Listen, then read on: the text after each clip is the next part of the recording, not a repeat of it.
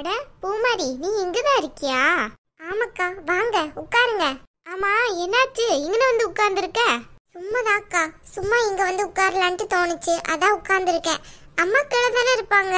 உங்க அம்மா எங்க ஒரு இடத்துல இருக்க போறா? எங்க போயிருக்காங்கன்னு தெரியல, ஆளை காணமே. ஓ அப்படியா? ஏதாவது கடைக்கு போயிருப்பாங்கன்னு நினைக்கிறேன். சரி, அதெல்லாம் இருக்கட்டும். உன்கிட்ட ஒண்ணு கேட்கணும்னு நினைச்சேன், பாத்துக்கோ. என்னக்கா, என்ன கேட்க நினைச்சீங்க? சொல்லுங்க. அது இல்ல பூமாரி, ஏதோ காலேஜ்லாம் படிக்கிறியா? பெரிய கம்பெனிலாம் வேலை கிடைக்குமா என்ன? வேலையெல்லாம் கிடைக்கதாக்கா செய்யும், கிடைக்காமலாம் இருக்காது. படிச்ச படிப்புக்கு கண்டிப்பா என்னைக்குனாலும் வேலை கிடைக்கதான் செய்யும். அப்போ வேலைக்கு போயிடுவேன் என்ன? இல்லக்கா, எனக்கு வேலைக்கு போறதுல எல்லாம் பெருசா ஒன்றும் இன்ட்ரெஸ்ட் இல்லை, அதனால வேலைக்கெல்லாம் போக மாட்டேன். என்ன சொல்ற பூமாரி, வேலைக்கெல்லாம் போக மாட்டியா? அப்ப வீட்லயே இருப்ப படிச்சுட்டு? ஆமாக்கா, எப்பவுமே நான் அந்த வீட்டுக்கு பாரமா இருக்கணும்ட்டு தான் அமைஞ்சிருக்கு. அட என்ன பூமாரி இப்படி பேசிட்டே ஒரு நிமிஷத்துல? நாங்கள்லாம் உனக்கு இருக்க தானே செய்யறோம். அப்படியெல்லாம் பேசாதம்மா. உன் வீட்டுக்காரர் ஏதோ 2வது கல்யாணம்லாம் பண்ண போறாராம, உண்மையா? ஆமாக்கா, அதெல்லாம் உண்மைதான். பாத்தியா பூமாரி, அவன் நல்லா இருப்பான்னு நினைக்கிறேன். அக்கா, உங்க வாயிலிருந்து அப்படியெல்லாம் சொல்லாதீங்க. அவர் எந்த தப்பும் பண்ணல. அவர் ஒரு படிச்ச பொண்ணை கல்யாணம் பண்ணிக்கணும்னு நினைக்கிறாரு, அதுல ஒன்றும் தப்பு இல்லையே. அட என்ன பூமாரி, நீ உனக்கு டிவோர்ஸ் தந்ததுக்கு அப்புறமும் நீ இப்படி அவனுக்கு சப்போர்ட் பண்ணிட்டு இருக்க? இல்லக்கா, சப்போர்ட் எல்லாம் பண்ணல. அவர் அவரோட லைஃபுக்கு என்ன தேவையோ அதுபடி செய்யறாரு. நம்ம ஏன் தேவையில்லாம அவரை போய் குறை சொல்லணும்? அதுல என்ன அர்த்தம் இருக்குது? அவர் தான் எனக்கு டிவோர்ஸ் தந்துட்டார்ல, இனி நான் யாரோ அவர் யாரோ.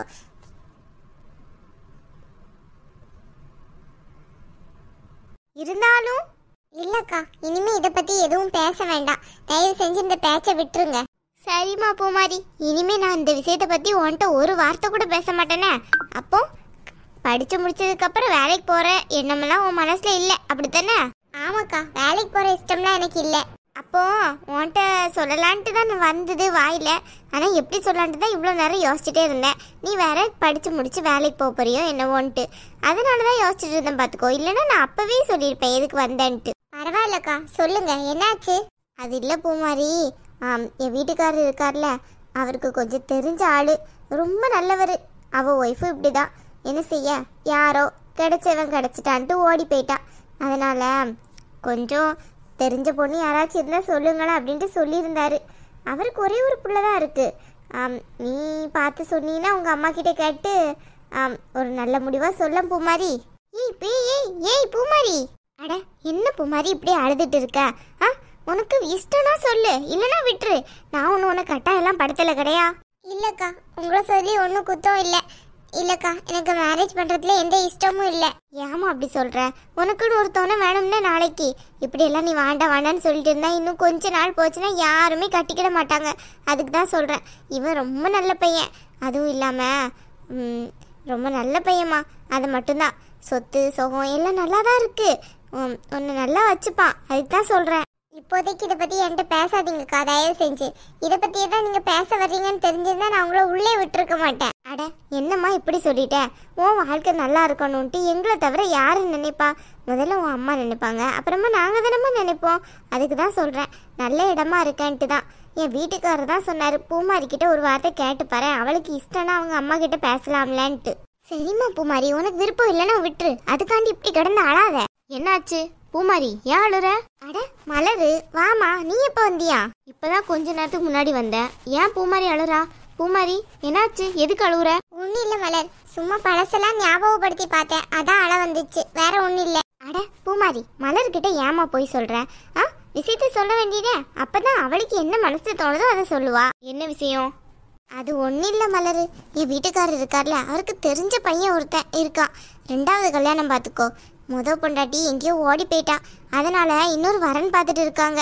அதான் பூமாரியை ஒரு வார்த்தை கேட்டுட்டு போலான்ட்டு வந்தேன். என்னது, 2ஆம் தரமா பூமாரியை கட்டி கொடுக்கணுமா?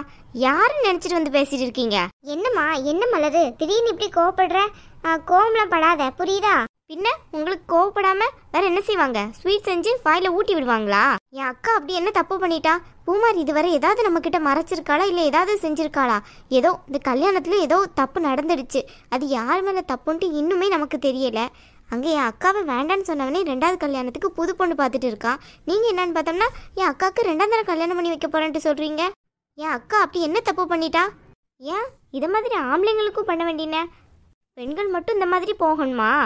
இதே வேற ஏதாவது கல்யாணம் பண்ணி வேண்டான்னு சொன்ன பொண்ண அவர் கட்டிப்பாரா? என் அக்காவை மட்டும் ஈஸியாக கல்யாணம் பண்ணிக்க சொல்கிறீங்க. யாரை கேட்டு இந்த விஷயத்தையெல்லாம் இவகிட்ட வந்து பேசுனீங்க நீங்கள்? முதல்ல இங்கிருந்து போங்க.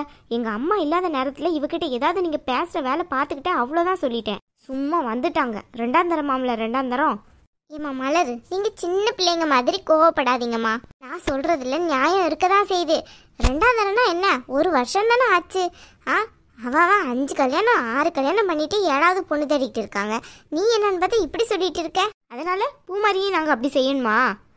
அவள் இப்போ தான் படிச்சுட்டு இருக்கா. அவள் படிப்பை முடிச்சுட்டு அவளுக்கான வாழ்க்கை துணையை அவளே தேடிக்கிடுவா.